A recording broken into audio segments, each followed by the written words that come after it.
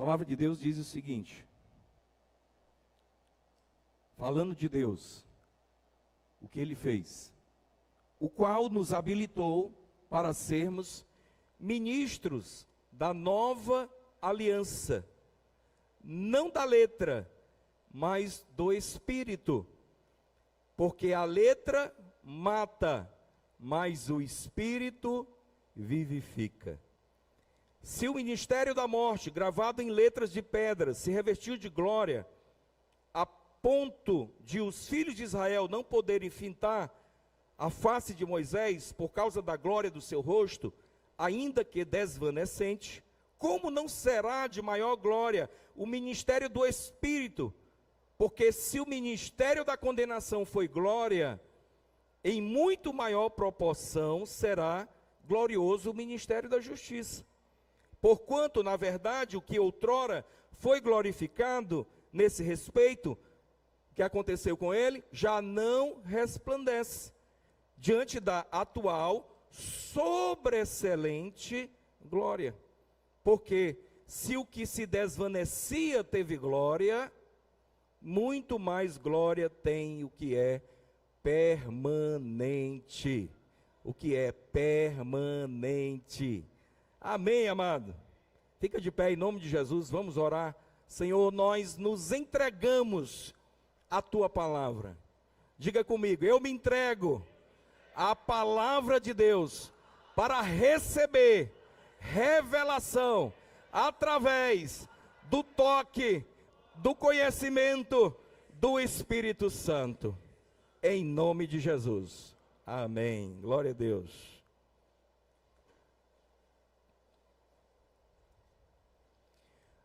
Uma palavra muito importante e que define muito o que nós vamos falar com você essa noite é a palavra habilitação.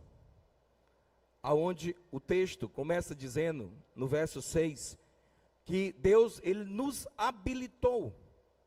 Ele nos habilitou, Ele te deu uma habilitação. Talvez você, como um jovem, ou até adulto mesmo, ainda não tirou a sua habilitação de motorista de carro. Então, quantos aqui ainda vão tirar a habilitação? Você ainda vai tirar a habilitação? Então, tem alguns irmãos, aí, graças a Deus que a maioria tem habilitação.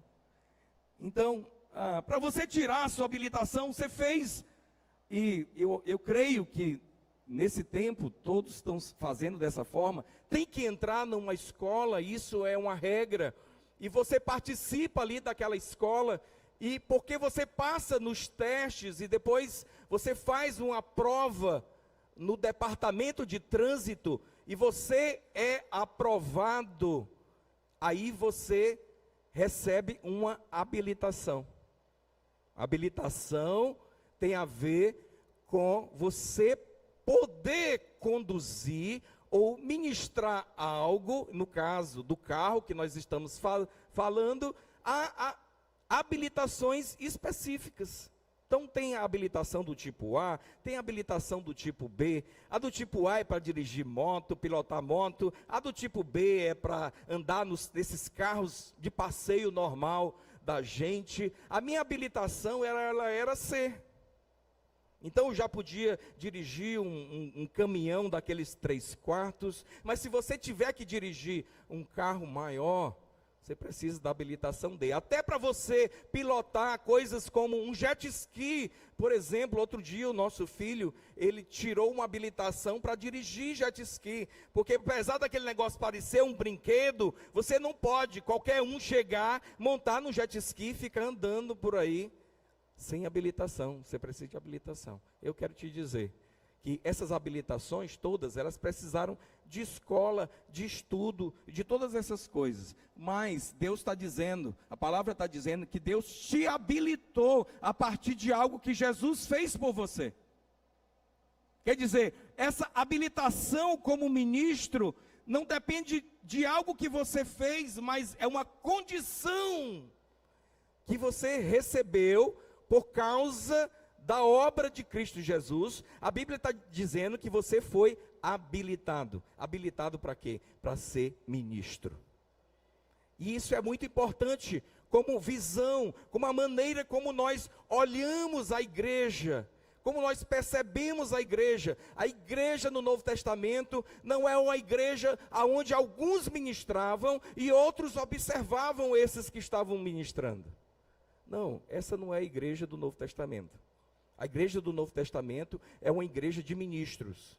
É uma igreja onde todos se veem e todos se entendem como ministros do Senhor.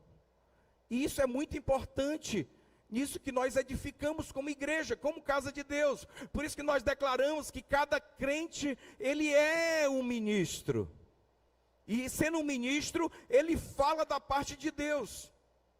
E na verdade, na nossa declaração de visão, pegando e vem daqui de textos como esse, nós trocamos até a palavra ministro para outra que a Bíblia usa, através da boca do apóstolo Pedro, que nós, na verdade, fomos feitos sacerdócio real, nação santa, povo adquirido. Isso é, não só você é um ministro, aí você, na verdade, é um sacerdote. Vou afirmar de novo, você é um sacerdote. Vou afirmar a terceira vez, você é um sacerdote. Presta atenção, é interessante quando nós dizemos amém. Outro dia eu estava considerando isso, e achei tão interessante o que alguém colocou, porque quando nós dizemos uma verdade da parte de Deus, que está nas Escrituras, e o Espírito Santo que está dentro de você, ele vai concordar com aquela verdade, ele vai dizer amém. Mas esse amém que está no Espírito, ele precisa se refletir na nossa alma, em fé. Isso acontece quando você declara, confessa, dizendo amém. Então, quando uma palavra é liberada, estou aproveitando para ensinar isso a você. Quando uma palavra é liberada, é como se aquilo que é liberado da palavra, ela ficasse sobre a pessoa. Aqui, ó. E o Espírito dentro dela já disse amém, mas aquilo está sobre ela aqui, ó. Quando ela diz amém, aquilo... Amém. Amém. Amém. Glória a Deus. Muito bem. Então você é o ministro do Senhor, um sacerdote da nova aliança. Agora presta atenção. Sendo um sacerdote da nova aliança, que é isso que o apóstolo Paulo vai fazer, ele diz para sermos ministros de uma nova aliança. Então por que uma nova aliança? Por que essa expressão nova? A expressão nova é porque existe algo velho. Existe algo anterior. Existe algo antigo. Algo do passado. E por que ele está dizendo que você é ministro da nova aliança? Para não confundir aquele que é um ministro da nova aliança com o ministro da velha aliança. Então, na velha aliança, todo sacerdócio, ele vinha só de um ramo. Ele vinha da tribo de Levi e da família de Arão.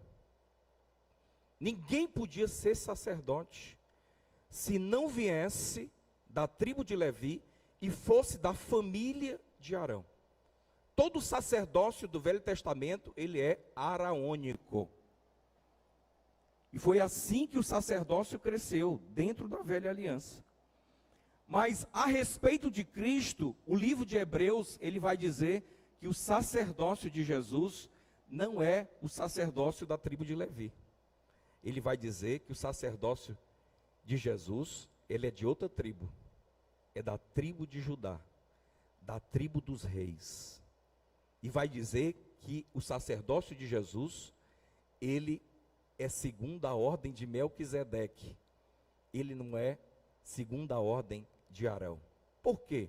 Porque Melquisedeque, aquele que se encontrou com Abraão, quando ele veio ali da guerra dos reis e ofereceu para ele pão e vinho, tipifica Jesus.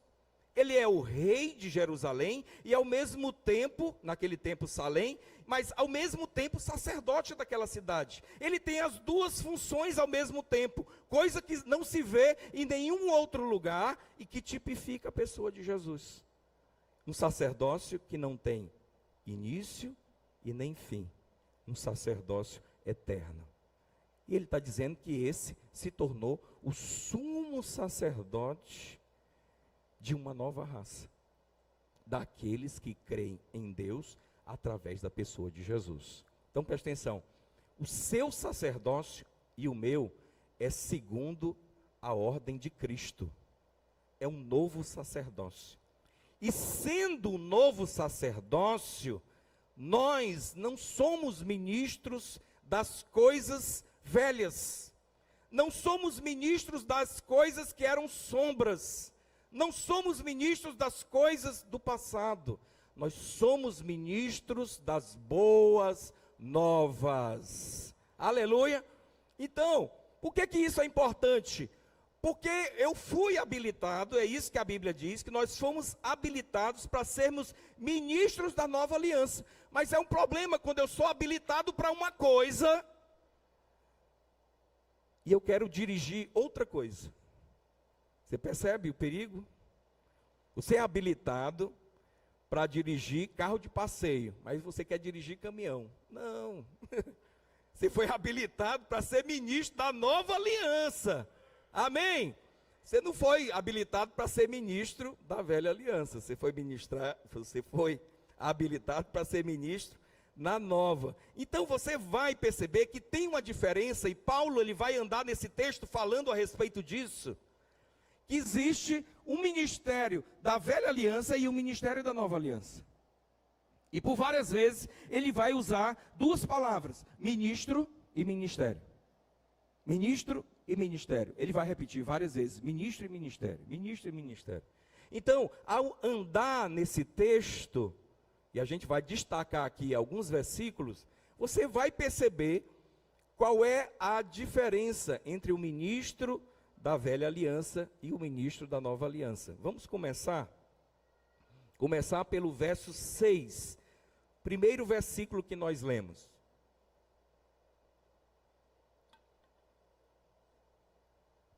Então ele diz, o qual nos habilitou para ser ministro da nova aliança, não da letra, mas do Espírito, porque a letra faz o quê?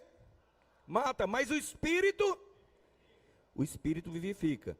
Então, a primeira coisa que ele diz é que o ministro da nova aliança, ele não é um ministro da letra. Então, quando é que eu sei que aquele ministro, ele é um ministro da nova aliança? Ele é um ministro do Espírito, ele não é um ministro da letra. Qual o primeiro sentido de entender essa palavra letra?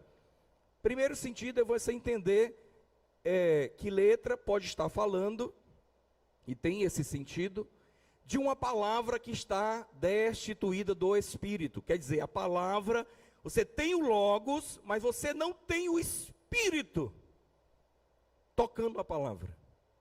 Se você só tem a letra, ela não vai produzir vida, ela vai produzir morte. E eu vou te dizer, o ministro da nova aliança é um ministro de vida.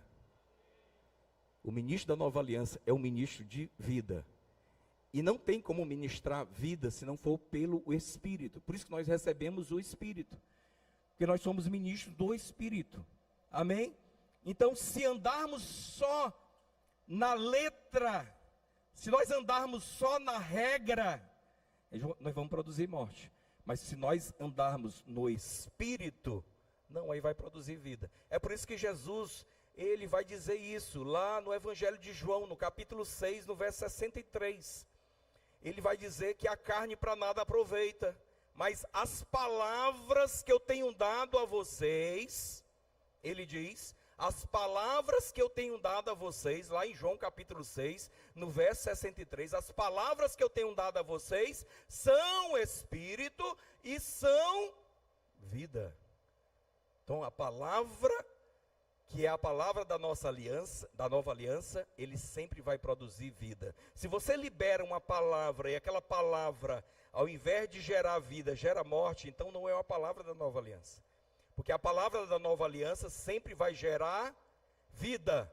Então esse é o primeiro sentido, para dizer que nós não somos ministros simplesmente da letra. Você pode ler, tem pessoas que lêem a Bíblia toda, mas sem o Espírito.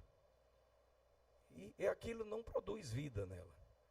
Então, se você olhar a ilustração da velha aliança, você vai ver que o sacerdote, aquele que seguia o sumo sacerdote, ele entrava diariamente, um grupo que ficava ali naquele plantão, ele entrava diariamente no lugar santo, e ele comia pão em determinado dia, que simboliza a palavra, à luz do candelabro, que representa o Espírito Santo, que estava dentro daquele local. Quer dizer, a palavra, ela precisa do Espírito para manifestar vida. Então, amado, assim como quando nós estamos cantando aqui, louvando a Deus, o que é que nós desejamos despertar, no que é que nós devemos fluir, o que é que deve manifestar, é o Espírito de vida. Nós não estamos concentrados só numa letra que está passando ali, ó, e você aqui tentando só reproduzir ela com a sua mente e a sua boca. Isso não produz vida. Eu sei que começa por aí, assim como a Bíblia, que antes de ser palavra de vida em você, você precisa ler ela, você precisa estudá-la, mas não é isso em si que muda você. O que muda você é a palavra iluminada, é o rema de Deus, é essa palavra que é a palavra da nova aliança, é a palavra que produz vida, amém? Então, Paulo começa a traçar essa diferença. O ministro da nova aliança não é o ministro da letra, ele é o ministro de vida. Mas letra também tem a ver com uma outra coisa. Letra também tem a ver com o escrito de dívida. Então, o que é esse escrito de dívida? É uma nota promissória. Então, por exemplo, o governo federal, ele vende letras, você sabia? Há letras do governo. E você pode comprar letras do governo, documentos do governo, porque quando você compra é como se você estivesse emprestando dinheiro para o governo. E ele te dá aquelas letras para dizer assim, olha, eu devo esse dinheiro para fulano de tal. É uma nota promissória, é uma letra. Então, dizer que nós não somos ministros da letra, é dizer que nós não pregamos a dívida. Nós pregamos o pagamento completo. Nós não estamos pregando para as pessoas que elas estão em dívida. Nós estamos falando que houve um pagamento. E um pagamento com um preço caro, que foi feito na cruz. Feito por causa do amor de Deus. Pagou o preço por nós. Eu sei que algumas pessoas, elas não conhecem nem a dívida que tem. E eu falo isso até no natural também. Ele não sabe nem as contas que tem. Mas é interessante a gente perceber, porque quando Cristo ele é apresentado, as pessoas elas vão atrás, de fato, do que ele fez, por que ele pagou. E aí elas entendem o tamanho. Você sabia que tem muitas pessoas que já aceitaram Jesus, como nós aqui. Mas cada dia que nós olhamos para Jesus e ao mesmo tempo vivemos nesse mundo caído, que nos assedia, que nos tenta, e você erra, à medida que você anda, quanto mais você está imerso nisso e olhando para Jesus, mais você entende o tamanho da graça que você recebeu. O tanto que eu e você somos imerecedores daquilo que nós recebemos. Isso vai ficando cada vez mais claro. Eu quero dizer o seguinte, nem que se você dissesse o tamanho da dívida que a pessoa tinha, ela não compreenderia isso, até ela enxergar o que Cristo fez para ela. Quem entendeu o que eu disse? Então, quando eu sei o preço daquilo que eu fui pago, aí é que eu entendo o tamanho da dívida. Mas muitas pessoas acham que é pregando a dívida, a cobrança, que as pessoas vão mudar. Não, amado, as pessoas não mudam, porque você condena elas. Não é condenação que vai mudar as pessoas. O que vai mudar as pessoas é o amor de Deus. E a mensagem que nós carregamos é a mensagem que Deus amou o mundo de tal maneira, que resolveu oferecer o seu Filho, para que todo aquele que nele crê não pereça, mas tenha a vida eterna. É uma mensagem de vida que nós levamos. Deus não quer que você pereça. Deus quer que você viva. Essa é a mensagem que nós levamos. É isso que nós anunciamos. O ministro da Nova Aliança, ele anuncia isso. Ele não está anunciando letra, ele não está anunciando cobrança. Ele está anunciando que uma dívida foi paga. Uma dívida que nós não conseguíamos pagar. E quando nós falamos nisso, de ser ministro da Nova Aliança, muitas pessoas acham que nós não devemos pregar o Velho Testamento. E eu não estou dizendo isso. A palavra de Deus diz que toda a Escritura é útil. Ela é útil para a correção, para a repreensão, na justiça. Paulo escrevendo a Timóteo, ele diz isso. Então eu tenho que usar a Bíblia toda. Mas ao usar a Bíblia toda, tem uma finalidade. Eu preciso mostrar Cristo para as pessoas. Se o que eu anuncio não revela Cristo para as pessoas, então eu não estou ministrando a Nova Aliança. Porque a Nova Aliança ministra Cristo. É Cristo que nós queremos ministrar às pessoas. Qual a solução para a sua vida, para a sua salvação? Cristo. Qual a solução para o seu casamento? Cristo. Qual a solução para as dificuldades que você vive? Cristo. Não são simples passos que você deve dar. É Cristo. Quanto mais revelação eu tenho de Cristo, mais liberto eu sou. Mais livre eu sou. Mais no Espírito eu estou. Eu preciso ter mais revelação de Cristo. Cada vez mais. Então eu devo usar toda a Escritura para falar de Jesus. Do início ao fim. Desde o início, onde a Bíblia diz que ele é o Cordeiro de Deus, que foi morto desde a fundação do mundo. Eu preciso enxergar ele em Gênesis, eu preciso enxergar ele em Êxodo, eu preciso enxergar ele em Levítico, eu preciso enxergar ele em Deuteronômio, eu preciso enxergar ele dentro da lei, eu preciso enxergar ele nos livros históricos, eu preciso enxergar ele nos profetas, eu preciso enxergar ele em todas as escrituras, porque a Bíblia diz através da boca de Jesus, quando fala com os fariseus, são as escrituras que testificam de mim. Então as escrituras, elas têm uma finalidade. As escrituras, elas têm uma finalidade. A finalidade das escrituras não é dizer para você o que é certo e o que é errado. A finalidade das escrituras é apresentar Cristo como Senhor da sua vida, como Salvador, como nova vida para você. Essa é a finalidade das escrituras.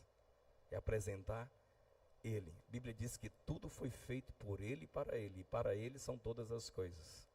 Tudo. Então, a Bíblia tem essa finalidade. E nós, como ministros da Nova Aliança, nós não pregamos dívida, letra.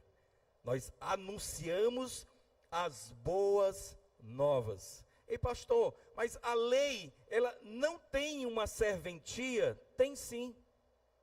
A palavra de Deus vai dizer isso. Lá em 1 Timóteo, Paulo escrevendo a Timóteo, capítulo 1, no verso 8. Ele diz assim: sabemos que a lei é boa. A lei é o quê? Boa. E há outros textos bíblicos, inclusive no livro de Salmo, que diz que ela é perfeita. O problema não é a lei, o problema é o homem. O problema da velha aliança nunca esteve na lei. O problema lá da velha aliança esteve no homem. O homem não é capaz de responder a ela. Você entendeu? Por isso que a palavra de Deus diz: sabemos, porém, que a lei é boa, se alguém dela se utiliza de modo legítimo. Então, ela tem uma finalidade. Qual a finalidade dela? Tendo em vista que não se promulga lei para quem é justo, mas para transgressores, rebeldes, irreverentes, pecadores, ímpios, profanos, parricidas, matricidas, homicidas, impuros, sodomitas, raptores, mentirosos, perjuros. Quer dizer, a lei é feita para ser um espelho.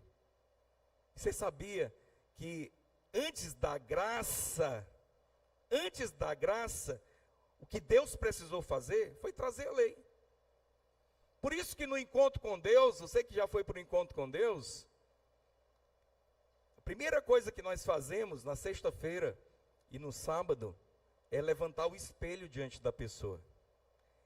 O espelho quando eu levanto o espelho, não é para pegar o espelho e acusar a pessoa, e condenar a pessoa, mas nós levantamos a lei para que ela possa olhar o rosto dela e dizer: rapaz, eu estou perdido. Mas nós não usamos a lei para dizer: tu é um miserável, tu não tem jeito para ti não. Nós não fazemos isso não. Mas a lei, ela tem a sua utilidade. Porque se não houvesse algo que mostrasse que eu sou doente, como eu receberia a graça? Você entendeu? Mas agora, às vezes, nós confundimos o nosso papel. Eu confesso, no meio evangélico, que é o nosso meio, não estou me excluindo disso, nós estamos juntos nisso. No nosso meio evangélico, há tantos jargões, há tantos louvores, tantas coisas que nós dizemos no dia a dia um para o outro, e às vezes de algumas tribos evangélicas que fazem isso, que as pessoas tomam aquilo como verdade, sendo que as escrituras estão falando algo completamente diferente. Mas é tão comum, é tão falado, é tão dito, que você toma aquilo como verdade, como se fosse daquele jeito. E aí o problema no meio evangélico, qual é o grande problema? Nós misturamos a graça com a lei, pregamos uma coisa, às vezes de boca, mas às vezes ali na expressão da prática, é outra coisa. Então, às vezes a pessoa vai dizer: olha, você acredita? Não tem uma igreja evangélica que não creia. Se você chegar e dizer assim: você acredita que a salvação é só por Jesus? Sim. Você acredita que a salvação é pela graça? Sim. Você acredita então que se uma vez salvo e a salvação é só por Jesus, uma vez salvo, você é salvo para sempre? Aí ela diz: não, vai depender de ti agora garantir pela sua obediência a sua salvação até o final. Quer dizer, eu estou misturando as duas alianças. Porque a primeira aliança, ela colocava a obra a partir do homem. Se você fizer, você vai ser abençoado. Se você fizer, você vai ser aceito. Se você fizer, então tudo da lei é o homem fazendo. Tudo que é pregação do homem fazendo tem a ver com isso. Ele faz para merecer, ele faz para conquistar, ele faz para ter. A graça não é isso. A graça é: ele fez e trouxe provisão para aquele que não pode fazer, para aquele que não tem, para aquele que não é, para aquele que não consegue, para aquele que não se liberta, para aquele que não muda. E a graça veio como uma oferta, como uma provisão para nós. Então é isso que o ministro da nova aliança faz. Ele fala dessas boas novas, mas muitas vezes nós estamos misturando as coisas. E aí Colossenses capítulo 2, verso 14, ele vai falar a respeito disso, que essa letra, ela foi cancelada. Nós lemos esse texto uns 2 domingos atrás, Colossenses capítulo 2, verso 14, que ele diz assim: tendo cancelado o escrito de dívida, a letra, tendo cancelado o escrito de dívida que era contra nós e constava de quê? De ordenanças, o qual nos era prejudicial. Por que é que era prejudicial? Porque nós não conseguíamos responder a isso. Então, ao fazer isso, ele diz que removeu isso inteiramente, cravando na cruz. E a consequência disso é que ele despojou, tirou a arma de principados e potestades, que usava as próprias escrituras para dizer: se tu é filho de Deus, então faz isso. Se tu é filho de Deus, então faz aquilo. Ou não acho que o diabo não usa a palavra de Deus. É justamente a palavra de Deus que ele usa para te acusar. Você entendeu? Ele usa isso para acusar. Aí por isso que a Bíblia está dizendo, ele foi despojado. Por que ele foi despojado? Porque o escrito de dívida que era contra você foi rasgado. Agora você pode dizer na cara dele, dizer, olha, mas já foi pago. Mesmo você errando. Você tem que continuar dizendo, mas já foi pago. Mas já foi pago. Mas já foi pago. Sempre. Ele está dizendo que esse escrito de dívida foi arrancado. Então, amado, quando uma pessoa é o ministro da nova aliança, o ministro de vida, a mensagem dele é diferente. Isso até na célula, né? Em algo que nós vivemos ali como célula. Então você está ali na célula e às vezes o irmão, ele não sei porquê, ele deixa de ir para a célula. E ele falta a primeira reunião, e falta a segunda, e falta a terceira, e falta a quarta, está um mês que ele não vai na célula. Quando dá na quinta, que a lei tem domínio sobre o homem toda a sua vida. Isso é, a lei ela nunca vai passar.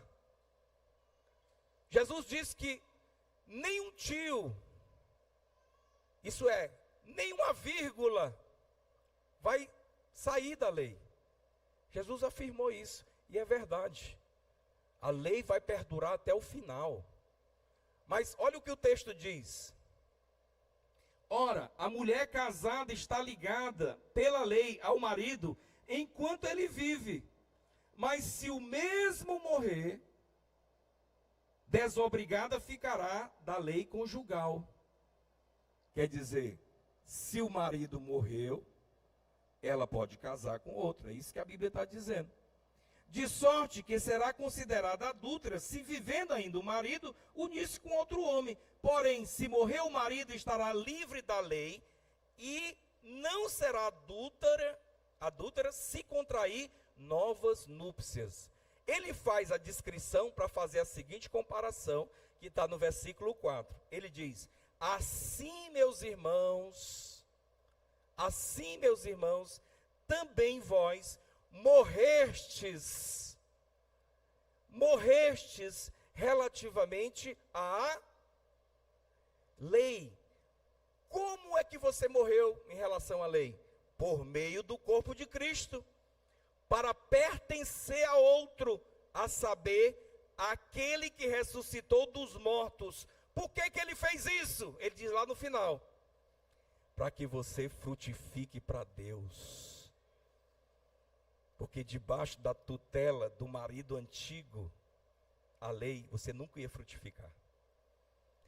Mas ele, para te separar da lei, ele providenciou uma morte para você. Como assim, pastor? Sim, lá naquela cruz. No dia que ele morreu, Jesus não só morreu por você, mas ele providenciou uma morte para você. E quando ele providenciou a morte para você, você se tornou separado da lei. Para que ele, quando te ressuscitou, pudesse te casar agora com a nova aliança. Você entendeu a dimensão disso? Então, entender a dimensão disso é muito importante. Porque agora você está debaixo de outra tutela. Você tem outro marido. E esse marido se chama Jesus Cristo. É um marido que opera pelo Espírito. Ele não opera pela letra. Amém? Essa é a primeira verdade que o apóstolo Paulo está trazendo. Que nós somos ministros da nova aliança e não da letra. Mas no verso 7 ele diz o seguinte. No verso 7. E se o ministério de morte...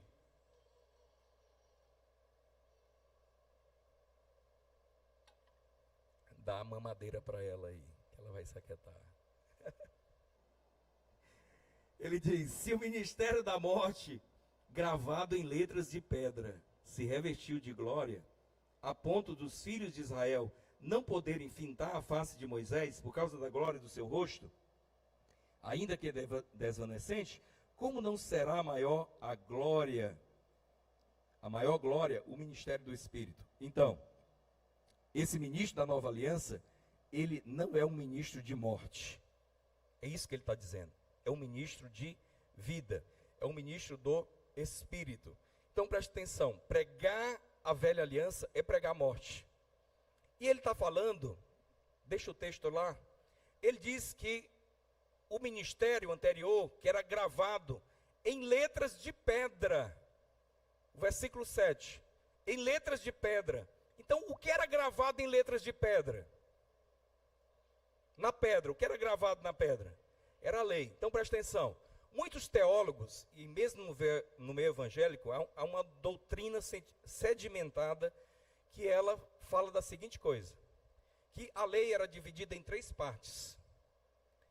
A primeira parte eram os mandamentos. A segunda parte eram as ordenanças. E a terceira parte fala do agrupamento de rituais que existiam na lei. Então, qual é o pensamento teológico a respeito disso? Quando a pessoa separa essas 3 coisas, ela está dizendo o seguinte: quando Cristo veio, ele aboliu as ordenanças e os rituais. Então você não precisa mais oferecer um boi, você não precisa mais se circuncidar, você não precisa mais apresentar o cordeiro, você não precisa mais toda a ritualística da lei. Então, a teologia diz, toda a ritualística da lei, isso Jesus cumpriu. Toda a ordenança Jesus cumpriu. Agora, os 10 mandamentos, Jesus não cumpriu no sentido assim, eles estão aí para você obedecer. Você tem Cristo, mas você precisa obedecer eles para ter salvação. Você entendeu o que eu disse? Essa teologia, ela é sedimentada no meio evangélico. Mas o texto está dizendo o seguinte: se o ministério de morte, gravado com letras em quê? Em pedra. As minúcias da lei, os rituais, as coisas, não foram gravados em tábuas de pedra. A única coisa que foi gravada em tábuas de pedra foram os 10 mandamentos. E Paulo está apontando para o lugar certo. Ele está dizendo, aquelas tábuas de pedra, se eu ministrar o que elas têm para as pessoas, no sentido de exigência, o que elas vão produzir é morte. Toda exigência que ela traz é resolvida em Cristo como provisão. Então, eu não sei adorar a Deus, porque só a Deus adorarás e só a Ele darás culto. Como eu presto culto a Deus verdadeiramente? Só através do Espírito que foi te dado, através da obra de Cristo Jesus. Essa é a provisão de Deus, para responder aquilo que era exigência de você. Então, a lei exigia algo que você não era capaz de fazer. E isso produz morte. Se eu continuar trazendo a exigência da lei, eu só vou produzir morte. Mas o que eu tenho já é a provisão de Cristo Jesus. Por isso que nós não somos ministros da morte. Nós somos ministros da vida, nós somos ministros do Espírito. Amém, amado? Por quê? Porque Deus nos tirou debaixo da tutela da lei e nos colocou debaixo da tutela de Cristo. Pastor, nós estamos sem lei. Alguém pode perguntar. Nós estamos sem lei? Não. Nenhum homem fica sem lei. Mas nós estamos debaixo da lei do Espírito. Diga amém. Qual é a lei que opera? Lei do Espírito.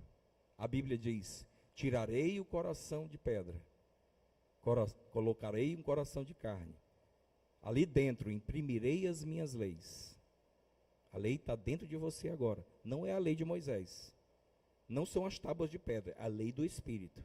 A lei do Espírito é que é o limite. Agora preste atenção. A lei do Espírito jamais vai contrariar o Logos, a palavra escrita. Então a palavra escrita ela está aqui. A lei do Espírito jamais vai contrariar. Mas nós somos ministros do Espírito. Por quê? Porque as cercas protetoras que estão ao nosso redor são as cercas produzidas pelo Espírito Santo e não os limites da lei de Moisés. Por isso que algumas coisas, pelo Espírito, eu vou te dizer, eu posso fazer e você não. E você pode e eu não. Por quê? Porque tudo depende do que o Espírito está fazendo na sua vida, contanto que aquilo não contrarie a palavra. Você entendeu que os limites são diferentes? Não são simples regras. que é esse um dos grandes dificuldades das pessoas entenderem como ministro da Nova Aliança, nós não estamos aqui para dizer para as pessoas que elas estão certas ou erradas. Como as pessoas chegam às vezes para mim e dizem, pastor, isso é certo, isso é errado. Amado, nós temos o Espírito Santo que nos convence da justiça e do juízo. E convence as pessoas lá fora do pecado. Então, não somos nós que convencemos as pessoas do pecado, da justiça e do juízo. Já tem uma pessoa que faz esse papel e o nome dele é Espírito Santo. Então você nunca vai pegar a palavra e convencer a pessoa, você quer porque quer, convencer a pessoa do erro dela. Esse não é o seu papel. Seu papel é dizer, falar do chamado de Jesus para ela, falar da salvação para elas, salvar do que Jesus tem para elas, falar que aquele lugar não é o lugar dela, mas é junto de Jesus. Mas quem convence ela é o Espírito Santo. Então, amado, papel de juiz já tem um, o Senhor. Ele que é o justo juiz. Todos nós seremos colocados diante dele. Temos que crer na justiça que nós já recebemos. Papel de acusador, de condenador, já tem. Esse papel é do diabo. Eu não quero esse papel. Eu acho que você também não. E o outro papel é o do Espírito Santo, de convencer as pessoas do pecado, da justiça e do juízo.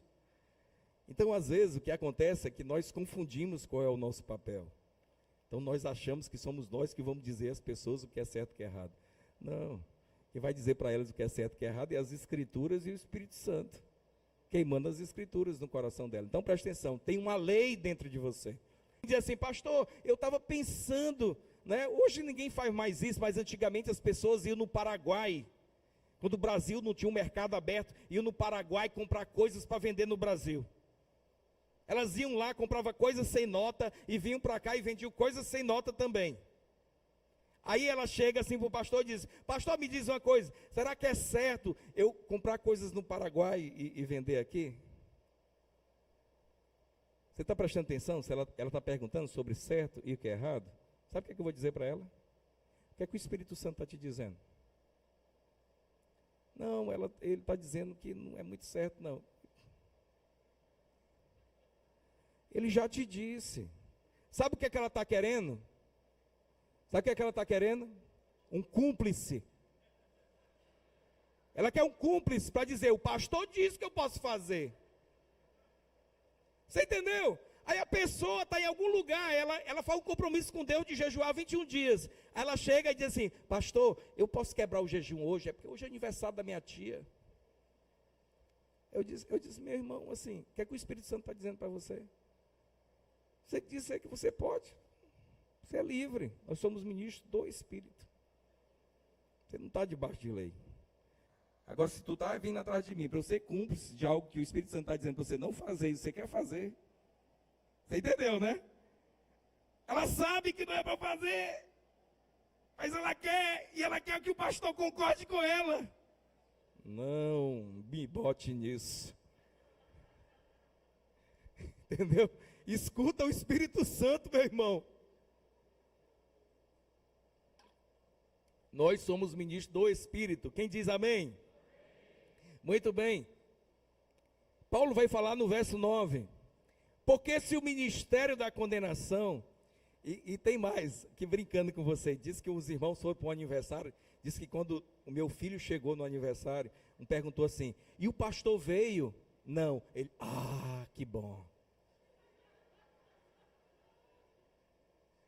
Ele achava que eu ia estar lá condenando ele, eu ia estar com medo, quebrando o jejum. Ei, você está quebrando o jejum. Aí, irmão, fica tranquilo, o Espírito Santo é que conduz você, aleluia. Amém, amém. Eu estou aqui para condenar os irmãos não, estou para gerar vida, amém. Eita, glória a Deus. Ele diz no verso 9, porque se o ministério da condenação foi glória, em muito maior proporção será glorioso o ministério da justiça.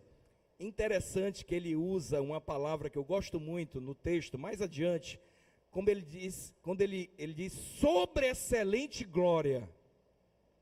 Sobre excelente glória, que é a palavra upérbalo, no grego, é como se eu considerasse arremessar uma coisa mais longe do que já foi arremessada. Por isso que ele diz que é sobre excelente glória. Que ele diz que se alguma coisa teve uma medida boa, porque a lei, ela teve uma medida boa, o problema estava no homem. Tanto é que quando Moisés ficou diante de Deus recebendo a lei, quando ele desce, amado, ele estava desse jeito, dessa lâmpada fluorescente aqui, ó. As pessoas não conseguiam nem olhar para ele. Então ele está dizendo que aquilo teve uma glória. Ele está dizendo que esse ministério da justiça que nós andamos tem uma glória muito maior. É isso que ele está dizendo. Então esse ministro da nova aliança, ele não é o ministro da condenação, ele é o ministro da justiça. E a nossa grande finalidade é levar as pessoas para Cristo. Nossa ministração tem uma finalidade: conduzir elas para Cristo. Nós estamos aqui para apresentar a Cristo, para falar daquele com quem nós nos relacionamos, para falar daquele que nos salvou e que nos ama e que nunca nos deixará, que anda conosco todos os dias, que é a razão da nossa vida, Ele é a nossa alegria, a nossa razão de viver. É esse que nós estamos apresentando para as pessoas todo o tempo. Por isso que esse ministério da justiça, ele é glorioso. E ao fazer isso, não ser ministro da condenação, nós não fazemos com que as pessoas, elas fiquem introspectivas. Porque, amado, toda introspecção, ela vai gerar uma dificuldade. Quando você fica olhando para si mesmo, você sempre vai enxergar em você inadequação. Porque você está olhando e olhando para você mesmo, todo o tempo. Não. É essa necessidade de performance, necessidade de ser aceito, necessidade de... que são necessidades básicas, mas que tem que ser resolvidas em Deus. Não pode ser resolvidas em homem nenhum. Não pode ser resolvida pelo seu pai natural, não pode ser resolvida pela sua mãe, não pode ser resolvida pelo seu cônjuge. Necessidade de aceitação e todas as outras necessidades são resolvidas em Deus. Então, nós não podemos levar as pessoas para introspecção. Tem algumas músicas que elas fazem isso. Elas te colocam num estado em que você fica se autoavaliando. Amado, isso não gera vida, gera morte. Você tem que colocar as pessoas na direção de uma adoração a Deus. Porque a palavra de Deus diz que quanto mais eu adoro a Ele, mais transformado eu sou. Então eu não tenho que olhar, não é para ficar olhando para o meu interior, é para eu ficar olhando para Ele. A Bíblia diz que nós devemos olhar para o autor e consumador da nossa fé. Não é ficar olhando para si. Então, às vezes, a pessoa ela vem com a ministração do tipo de introspecção. Isso traz condenação. Vou dar um exemplo. Você está na célula. Por que eu uso o exemplo da célula? Porque todo tempo nós estamos, toda semana. Você está na célula e vai ter a ceia do Senhor. Aí alguém vai ministrar. Aí diz assim: pegue o pão e o suco. Feche os seus olhos agora. Agora, pensa comigo. Será que você está em condição de participar da ceia? Será que você não tem pecado? Será que você pode participar disso que Jesus fez? Quando eu estou fazendo isso, eu estou fazendo o quê? Levando a pessoa a se avaliar, pensar no pecado dela, pensar no... Como é que ela vai... Me diga uma coisa, ela não vai entrar num estado de condenação? Vai entrar num estado de condenação. Agora, se ao invés de eu ministrar isso, eu chegar e dizer assim: pegue o suco e o pão. E aí eu dizer para ela assim: olha, o sangue foi derramado e o corpo de Jesus foi moído para fazer você parte dessa mesa. Por causa disso, e eu sei que não há ninguém aqui que não erra, a palavra de Deus continua dizendo para nós que todos os seus pecados foram perdoados. Isso não faz com que a pessoa vá na direção de Jesus e não na direção do interior dela, manifestando vida? Sim ou não? Esse é o ministro da nova aliança. Amém? Mas por que as pessoas, muitas vão naquela outra direção? Porque elas acham que se as pessoas ficarem, se voltarem para dentro, ficarem contemplativas de si mesmo, então aquilo vai provocar arrependimento nelas e mudança. Não vai. Condenação nunca vai fazer com que as pessoas mudem. Não é isso que vai fazer com que as pessoas mudem. É olhando para Cristo que elas vão mudar. Amém? Nós precisamos crer cada vez mais nisso. Paulo continua falando, e em 2 Coríntios capítulo 3, no verso 12, continuando a nossa leitura, ele vai falar o seguinte: tendo, pois, tal esperança, servimos-nos de muita ousadia no falar. E não somos como que punha o véu sobre a face, para que os filhos de Israel não atentassem na terminação que desvanecia, mas os sentidos deles se embotaram. Pois até o dia de hoje, quando se faz a leitura da antiga aliança, que eles não estão olhando para Cristo, fazem a leitura da antiga aliança, sem essa perspectiva, ele diz que o mesmo véu permanece, não lhe sendo revelado que em Cristo ele foi removido. Em Cristo já foi removido. Então, presta atenção, ele está dizendo que nós somos chamados para sermos ministros da liberdade, mas que quem atua como ministro da velha aliança, ele pode tender à manipulação. Você sabia? Por que a manipulação? Você presta atenção no que ele diz a respeito de Moisés. Que volta lá o texto para o início, no verso 12. Ele afirma para nós: não somos como Moisés. O outro verso, seguinte: não somos como Moisés. Não somos como Moisés. Quem diz amém? Não somos como ele. Não somos como ele, por quê? Porque ele subiu, esteve diante de Deus, houve glória para ele, mas quando ele veio ministrar no meio do povo, ele começou a perceber que a glória diminuiu, que a performance diminuiu. Porque a lei fala de performance, a lei fala: se você fizer, você tem, se você fizer, você é abençoado, se você fizer, então fala de performance. Quando ele percebeu que a performance dele diminuiu, o que ele fez? Cobriu o rosto. A glória estava diminuindo, e ele passou a manipular as pessoas, para não mostrar que a glória que ele tinha recebido no início não era mais a mesma. Isso tem a ver com os nossos medos. Você sabia que a raiz mais profunda que gera problema na alma humana é condenação? Por isso que a Bíblia vem dizer que nenhuma condenação há para aquele que está em Cristo Jesus. Mas há algo que vem depois da condenação, que é o quê? É o medo.